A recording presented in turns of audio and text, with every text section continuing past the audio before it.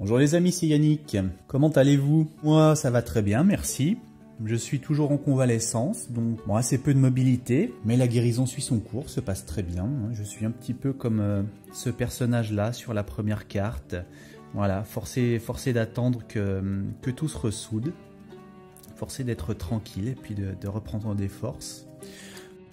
Voilà, donc on est reparti pour une semaine sur la France. France du 7 septembre au 13 septembre. Donc les 4 prédictions que me donnent les cartes pour cette période-là. Alors on commence. Donc voilà, je vous montre les 4 cartes. 4 d'épée.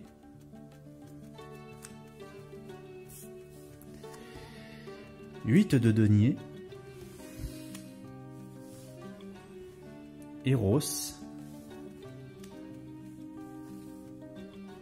Célébrité. Voilà, je vous laisse vous-même faire l'interprétation, vous avez 2 heures. Non, alors, donc 4 d'épée. Donc, ça nous montre quelqu'un qui, a priori, va devoir se mettre de côté de manière volontaire. Alors, en fait, là, cette ligne, on a affaire, à mon avis, à quelque chose dans le monde.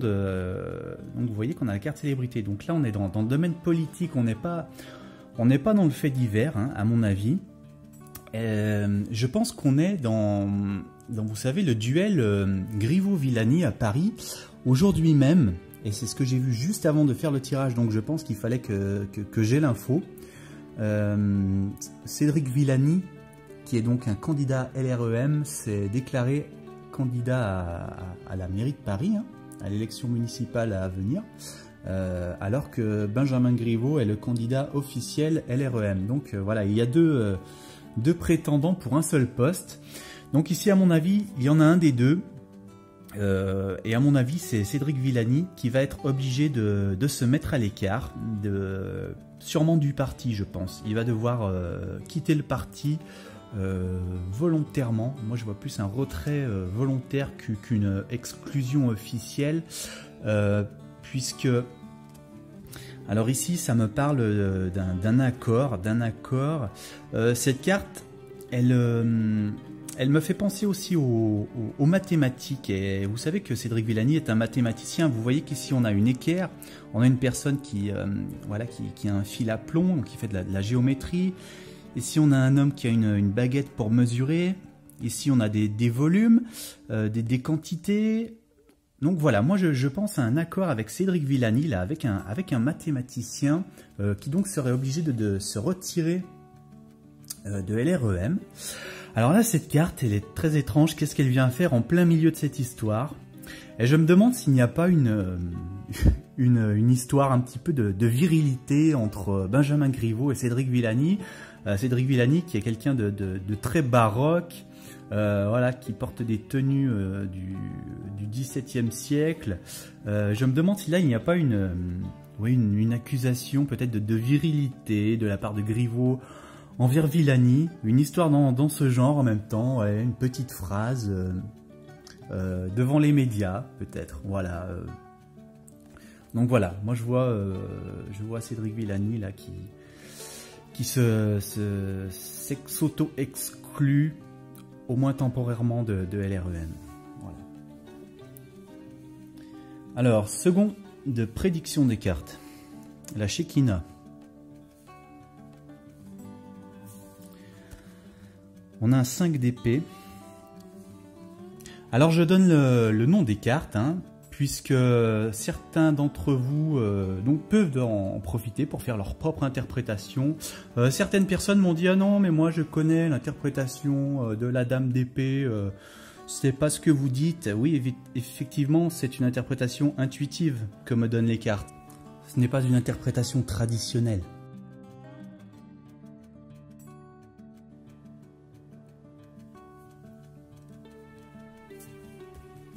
Alors ici,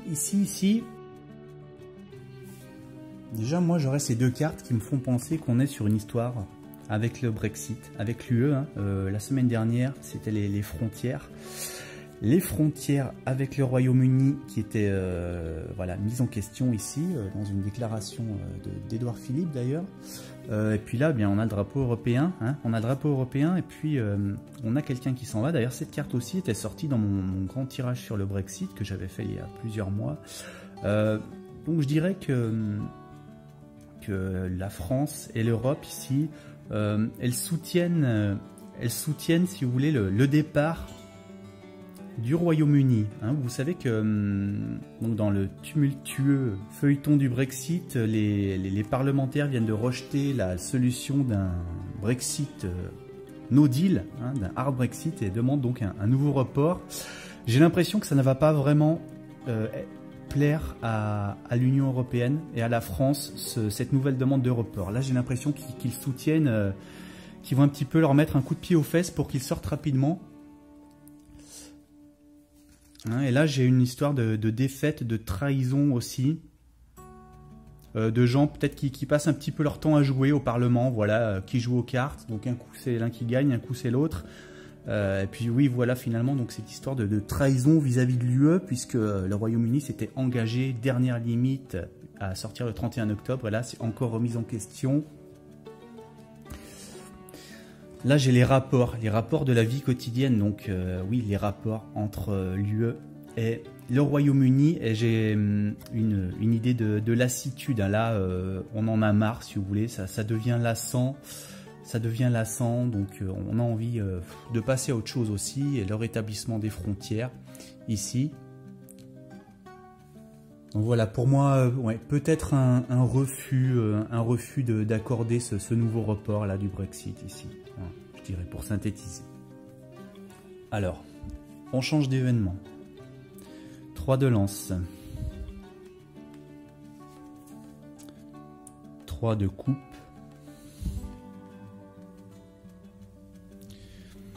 L'ange. L'orgueil. Bon, là, c'est un petit peu la ligne mystérieuse de la semaine pour moi, qui me pose le plus de questions. Alors, peut-être que le mot-clé que je devrais retenir pour l'interprétation de cette ligne, c'est le mot croissance ici. On a des enfants, des jeunes qui sont en train de danser, de boire, enfin on ne sait pas trop.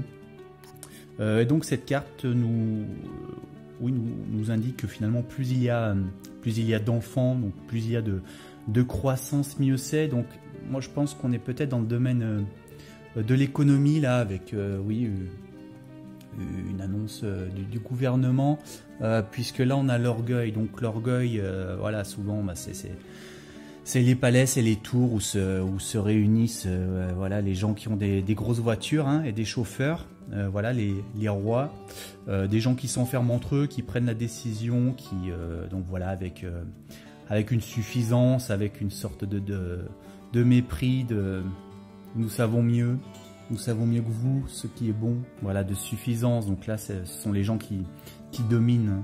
Donc peut-être le gouvernement ici, une annonce du gouvernement. Et donc là,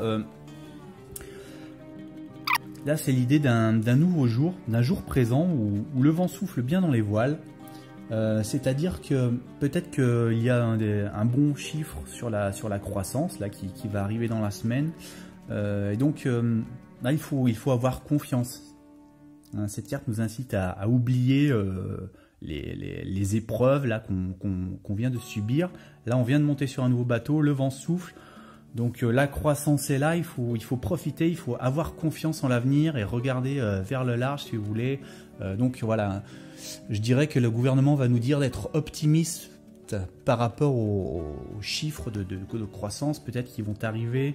Et là, c'est l'angélisme, donc c'est voir le monde en rose, c'est voir le monde un petit peu de façon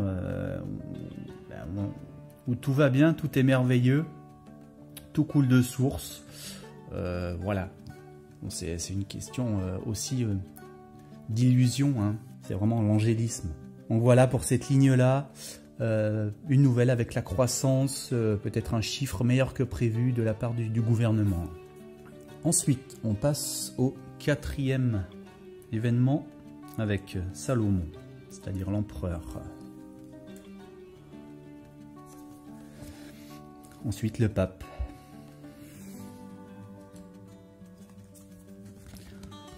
Ensuite la peur. Et à la fin la blessure. Alors la blessure c'est vraiment une carte que je tire très peu. C'est vraiment la carte qui sort pas souvent avec l'oracle des Suards.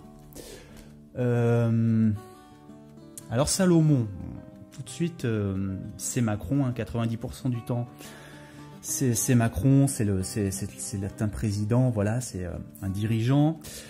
C'est aussi l'autorité cette carte. C'est quelqu'un de rigide, qui impose sa volonté. Donc là, c'est peut-être plus cette notion de volonté que je vais retenir.